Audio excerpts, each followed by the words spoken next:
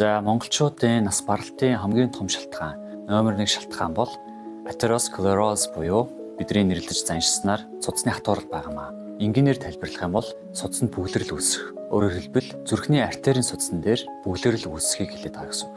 Монгол дэлхийн дунджаас ер нь 2 дахь их. Ер нь нас баралтуудын 30%-ийг ер нь эзэлж байгаа гэж үздэг.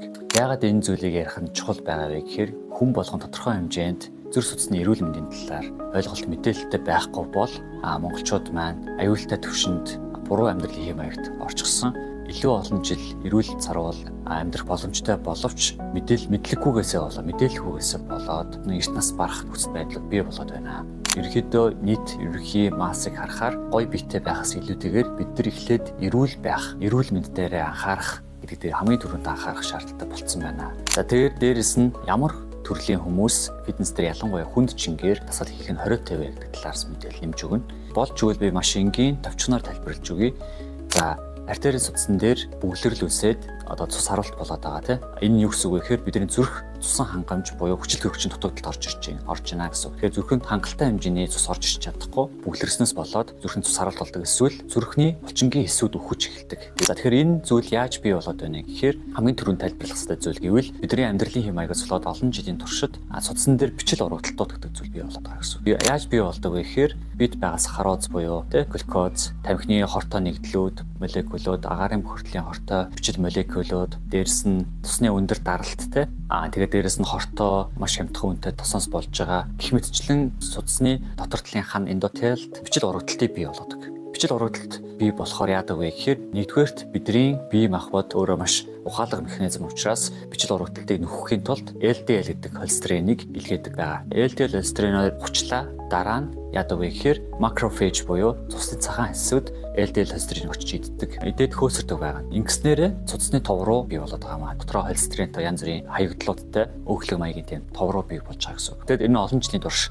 томордог. За ийм байдлаар өөхлөг тов руу бий болж болно. Хоёрдугаарт яаж бий болдог вэ гэхээр бидний хийж байгаа зүйлээс шалтгаална. Нэгд бичил урагдал болцсон байгаа тэр цуцны ханан дээр, ялангуяа артерийн цуцны ханан дээр бидний бие их хэмжээний сахароз, илүүдэл глюкоз байх. Дээрээс нь ялангуяа тамхитдаг хүмүүстэй тамхины тэр хортой утан доторх маш их хэмжээний молекулууд, дээрээс нь өндөр температурт халж бидний биед орчсон жилетер радикалууд бидний биед орж ирээд эсэлдэлт гэдэг зүйл бий болдог байгаа. Ингэснээрээ бидний бие дотор байгаа тэр LDL гэдэг холестеринийг маш жижигхэн ягт наадам ухаан маягийн болгож хувиргадаг, өөрчилдөг байгаа. Тэр нь бидний судасны хандаг бичил урагдлалтай гэмцэх хэсэг рүү нэвтэрж ороод тэнцэнэ нуугддаг. Тэгээд үүнийг нь болохоор бидний сайн холестерин гэж нэрлэдэг HDL холестерин барьж авч чаддгүй. Яг бол судасны ханд наалцсан байдаг учраас үүнийг бидний биеийн цагаан хэсүүд очиж идэнэ. Тэгээд тов руу бий болдог гэсэн. Тэгээд олон жилийн турш тов руу томорч хуримтлагдаад артерийн судас дээр маш их бүглэрлийг бий болгодог. 50% хүртэл бүгэлдэг, 70% хүртэл бүгэлдэг.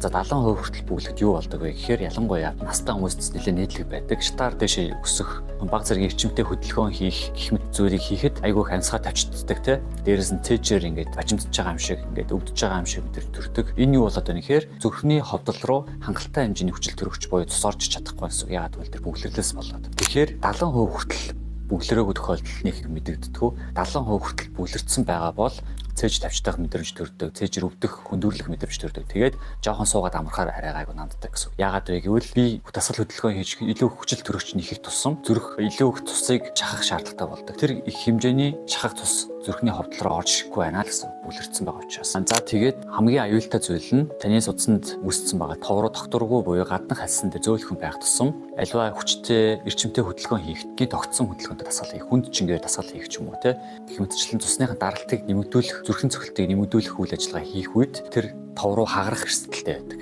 Ялангуяа тэр тов рууны гадаргуун, докторгүй зөөлхөн байх тусмаа хагарах эрсдэлтэй байдаг. За тэр нь хагарсан тохиолдолд юу болдог вэ гэхээр биеэс ялтас ис очиж бүлэгнүүлж өгдөг байгаа. Зүйрлэж хэлэх юм бол хуруугаа төсөхөд цус чин бүлэгнээд удахгүй тавладагтай адилхан. Яг артерийн судас дээр бүлэгнэлт бий болох үед артерийн судасыг хаадаг. Тэгээд зүрхний шигдэс болдгоо гэсэн. Тийм учраас олон жилийн буруу амьдралын хэмжээтэй амьдэрсэн буюу байнгын тамхины хэрэглээтэй, арх пиа уудаг, дээрэс нь гүзээтэй буюу гидсэн дээр дараад хатуу байдаг шүү дээ.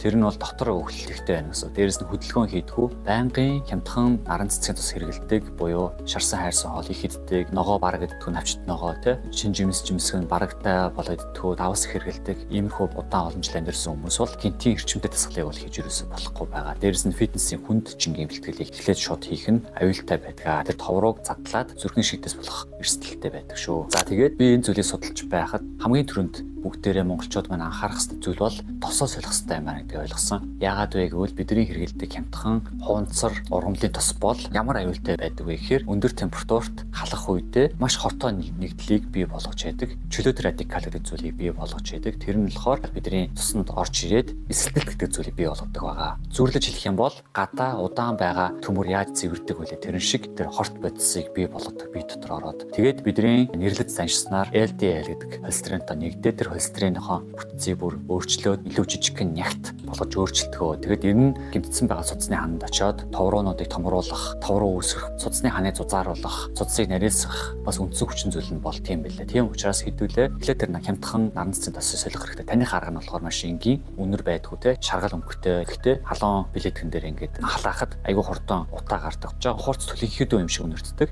Тэгээд хоол игээд дуусны дараа болохоор шаргал давирхаа шиг ингээд шаргалтсан байдаг те. Энэ бол ерөөсөл муу тосны шинж тэмдэг юм аа. Тийм болохоор өөр тос хэрэглэх шаардлагатай. За миний судалснаар болохоор хамгийн шилдэг хоёр тос бол оливын тос, монгол шар тос хоёр юм байлээ. Оливын тос яагаад хамгийн бест вэ гэхээр ялангуяа extra virgin polyphenol гэдэг антиоксидант агуулдаг. Энэ нь болохоор бидний биед саний ярьсан эсэлтэлтийн процесс явагдахаас сэргийлж яадаг. Биед хортой нэгдлүүд явахаас сэргийлж яадаг. Маш чухал антиоксидант байгалийн. За дээрэс нь хэрвээ ихэвчлэн та хоолоо хайрж хуурж иддэг болж өгвөл энгийн оливын тос regular оливын тос нь илүү дээр юм билээ. Яагаад гэвэл халах температур өндөртэй байдаг учраас. Дээрээс нь монгол шар тос маш сайн байсан. За энэ хоёр тосыг ерөнхийдөө ээлжилт хэрэглэхэд надад маш эрүүл санагдсан. Ягаад гэвэл өндөр температурыг халсан ч гэсэн транс тос үүсдэггүй, хансан тос үүсдэггүй учраас бид маш эрүүл. Дээрээс нь HDL холестерин ялгаруулад бидний бид муу гэж нэрлэгддэг тэр LDL холестериныг биес цэвэрлэхэд нь туслах үүрэгтэй гэсэн үг ээ. За HDL болон LDL холестериныг бид товчхон тайлбарлаад өгье. LDL холестерин гэдэг бол ерөөсөө low density lipoprotein гэсэн үг. Энэ нь юу гэсэн үг вэ гэхээр бидний эдэсэд мэдээж нүүрс ус энерги хэрэгтэй байдаг учраас тэр энерги нүүрс усыг бид хөргөж өгөх зорилготой илгнээс гардаг холестериныг хөргөж өгдөг бага нягттай lipoprotein байгаа юм. За тэгээд илүүдэл lipoprotein-ыг болохоор HDL буюу өндөр нэгтралтай lipoprotein элэг ялгаруулад буцаагаад элэг өөрлөгөө хүлээж авдаг. За элгэн дээр очлоо элэг рецептор буюу хүлээн авчаараа хүлээн аваад тэр илүүдүүдийг биес гадагшлууд цэвэрлэдэг гэсэн үг ээ. Бидний бие махбод маш ухаалаг механизмаар ажиллаж байдаг. Гэхдээ бид нар өөрсдөө биедээ хамгүй байдгаасаа болоод би үргэж ингэж гинтэж яадаг. Маш муу тосыг маш хэрэглэснээсээ болоод бидний илгээ өглөвж яадаг. Муу тосны бас нэг гайтай тал нь болохоор бидний илгэнд маш их ачааллыг өгдөг. Илэг ачааллаад илгээ болоод маш хэмжээний LDL гэдэг муу холестериныг бид ялгаруулахаас өөр аргагүй байдалд хүргэдэг. Дээрээс нь илгэний өглөлтийг бий болгодог. Маш аюултай байгаа юм аа. Тийм болохоор хэдүүлээ эхлээд тосоо солих шаардлагатай юм байна. За хоёрдугаар зайлшгүй ярих шаардлагатай зүйл бол давс байсан. Давсыг яагаад ярих шаардлагатай байгаа вэ гэхээр монголчууд маань дэлхийд зархины цус харуултаар нас баралтаар дэлхийд хоёрт орж байгаа. Үүний үндсэн хүчин зүйлүүдийн нэг нь болохоор давсны өндөр хэрэглээ байгаамаа.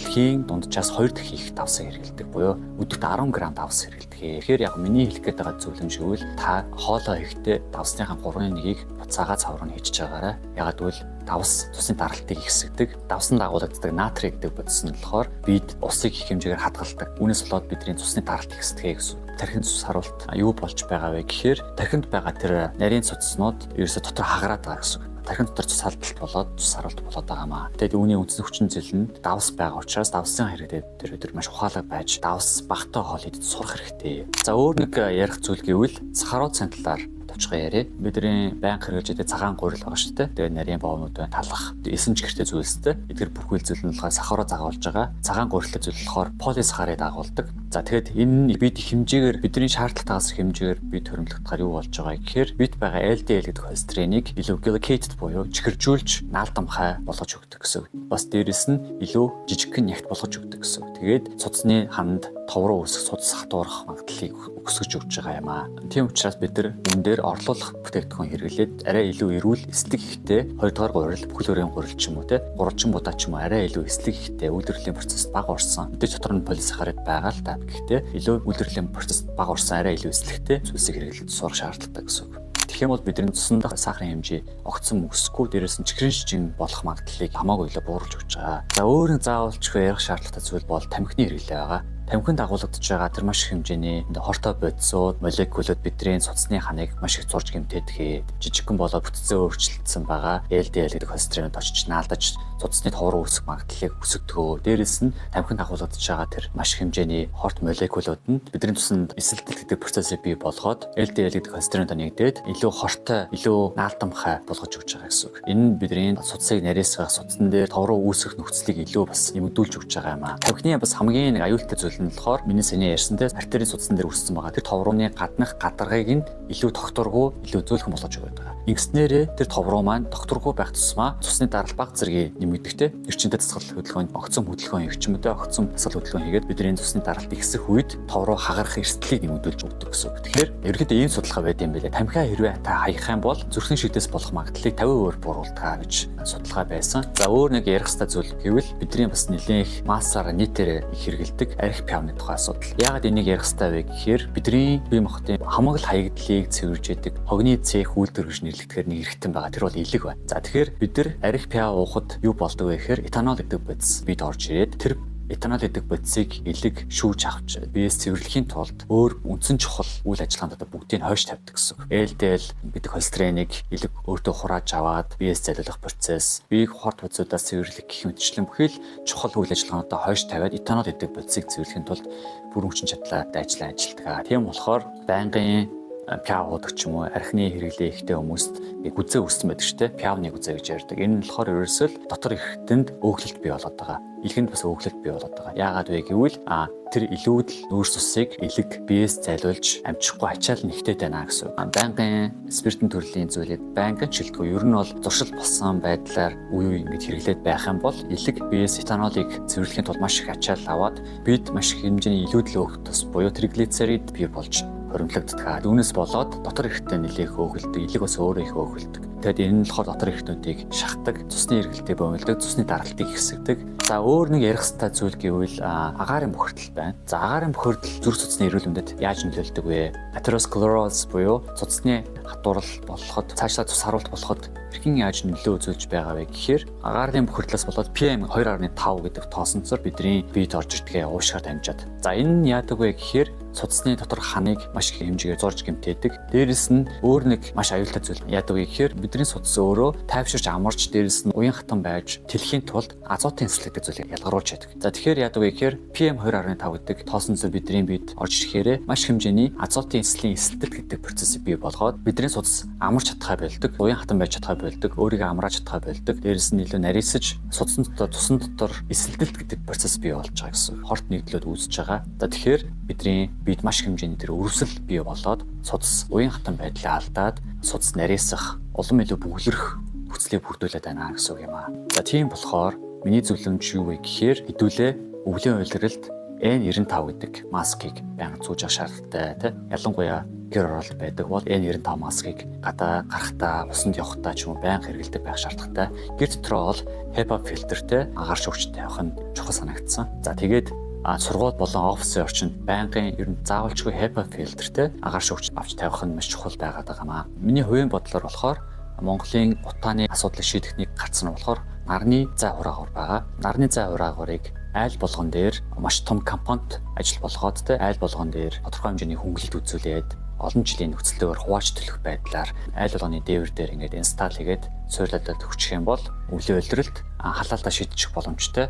Нэгэнт л бид нэр ингээд татгаар цахилгаан станц байгаагаас хойш. За тэгээд айл болгон ингэж өөрсдийнхээ эрчим хүчний асуудлыг шийдэх юм бол төвийн шугам буцаагаад бас магадгүй илүүдэл цахилгаан нийлүүлэх боломжтой те. Дээрээс нь дөрөвдүгээр цахилгаан станцын ачааллыг хуваалцчихж байгаа. Яг миний хувийн бодол. Тэгэх юм бол бид нар өвөлдөө утаагүй болчих юм бол бид нар биш юм аа гэхэд хүүхдүүд маань эрүүл байх гэдэг. Уг нь ингээд том компанид ажил зохион байгуулад хийгээд өгдөг бол бас сайхан юм да гэдэг тийм хувийн бас иргэний бодол шүү. Миний хувьд болохоор нэгэн судалгааг бас баримталж яриад байгаа. Энэ судалгаа нь болохоор 2019 онд хийгдсэн анагаах ухааны хүрээлэн болон дэлхийн эрүүл мэндийн Georgia Institute гэдэг байгууллагатай хамтраад хийсэн судалгаа байсан. Энэ судалгаан дээр болохоор ерөнхийдөө монголчууд маань ялангуяа монгол ирчүүд маань арх тамхины буруу туршилтаагаас гадна шинэ жимс ногоо, навчит ногоог ер нь маш бага иддэг юм байна. Тийм болохоор юу гэж хэлэх гээд байна гэхээр навчит ногоог сайн идэх шаардлагатай. Дээрээс нь шинэ жимсхнийг сайн идэж байгаа. Витаминуудаа сайн авч явах шаардлагатай санагдсан. Ялангуяа би навчит ногоон дээр одоо ярих гэдэг. Бид нар бууз хуушурны хэрэглээ ихтэй шарсан хуурс хоол их иддэг хүмүүс учраас өг тусыг шингээхийн тулд самгисав орж иддэг салаатны навч гэж байдаг шүү дээ. Тэрийг бууцтай, эсвэл хуушуртай, ер нь өг тустай хоолтой хаж идэх төхөөрөмжтэй практик санагдсан. Дээрээс нь өрөс тэмэх. Өрөс тэмэх болохоор бас маш их эслэг ихтэй учраас салаатны навчтай адилхан бас маш их өг тусыг шингээж өгдөг гэсэн. За тэгэхээр өөр нэг анхаарах зүйл бол өг тусны хэрэглэн дээр ярив. Шарсан, хуурсан, өг тусгтэй хоолыг бид иддэг учраас хажуугаар нь заавал эслэг ихтэй салаатын навч, брокколиг угааж чигнээд иддэг ч юм уу те. Эсвэл өргөс тэмэх болон бусад навчит ногоог хамт хэрэглэх юм бол эслэгээр дамжуулаад өг тусыг шингээж бид илүү бага холестерин шингээх боломжтой гэж харагдаж байгаа. За тэгээд махан дээр бас ярих гэж бодлоо. Яг л бид нар монголчууд маань махны хэрэглээ нэлээд өндөртэй хүмүүс. Тийм болохоор мэдээж бидний цуцсны бүглэрэл, цуцсны нарийсалд өг тусны нөлөө бас байгаа. Тийм учраас 7 хоногийнхоо 7 хоног биш ядаж 6 өдөрт нь те мах идээд 1 өдөр нь амрах ч юм уу те эсвэл болж игэл 5 өдөрт нь мах идээд 1-2 өдөр нь амрах ч юм уу байдлаар явал их зүгээр санагдаад байгаа. Яагаад вэ гэвэл бидний элэг цөс мах идэг өдрүүдэд амарч өгдөг байгаа. Тийм болохоор мах идэг өдрүүдэд нь оронд нь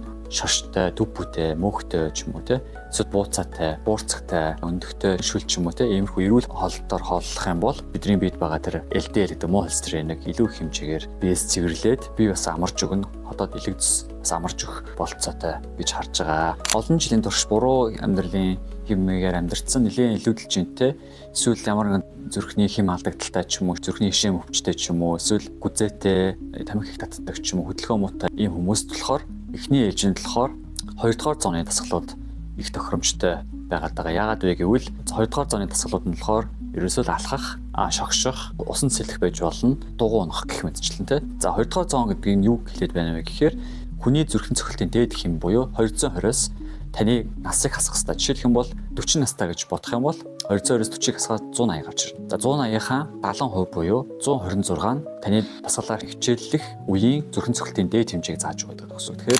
Тэгэхээр 2 дугаар зооны дасгал буюу зон 2 кардио гэдэг дасгал нь болохоор зүрхэн цохилтын дээд хэмжээний 70% нь байх хэрэгтэй гэсэн үг. Огт хөдөлгөөнгүй байж яснаа, буруу амьдралын хэм маягтай байж яснаа, шууд хүнд ингээд дасгал ерөөсөө хийж болохгүй. Ялангуяа фитнес дээр үндсэн том булчин ажиллуулдаг дасгалууд байдаг. Үндсэн таталт, үндсэн суулт, зээж шахалт гэх мэтчлэн үндсэн том булчин ажиллуулдаг дасгалуудыг ерөөсөө хийхийг зөвлөхгүй. Эхлээд хөнгөн жингээр техникийг татчаад машин дээр хийх дасгалуудыг хийх нь чухал байдаг байгаа. Хэрвээ та эмчид үзүүлээд эмч таныг дасгал хийж болно, фитнес дасгал хийж болно гэж зөвлөх юм бол фитнесийн дасгал хийх боломжтой байгаа шүү. Гэхдээ хөнгөн жингээр эхлэвэл зүгээр байдаг. Эхлээд машин дээр хийх дасгалууд хийж эхлэх зүгээр байдаг. Бас фитнес дээр шууд ирээд Valsalva маневр хийх нь маш хориотой байдаг.